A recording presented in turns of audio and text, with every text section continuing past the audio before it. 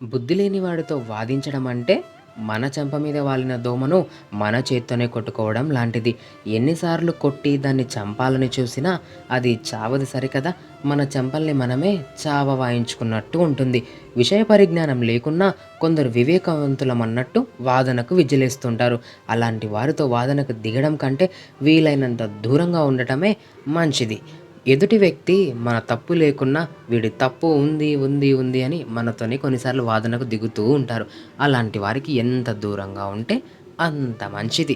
ఇందులో ఎగ్ మసాలా కర్రీలో ఒకే ఒక ఇంగ్రీడియంట్ వైట్ పెప్పర్. ఈ కర్రీ అంతటికి ఒక మంచి ఫ్లేవర్‌నిస్తుందనమాట. ఎక్కువ మాత్రం వేసుకోకండి. గొంతులో ఘాటు ఎక్కువ అవుతుంది. యాజ్ యూజువల్‌గా ఇంట్లో వాడే పసుపు, ఉప్పు, కారం, ధనియాల పొడి, గరం మసాలా అన్నీ వేసేసాను. కొత్తిమీర వేసి ఉడికించండి లాస్ట్‌లో కాకుండా. ఈ ఫ్లేవర్ అంతా కర్రీకి బట్టి సూపర్ అంటే సూపర్‌గా ఉంటుంది. నచ్చితే లైక్, షేర్, సబ్స్క్రైబ్.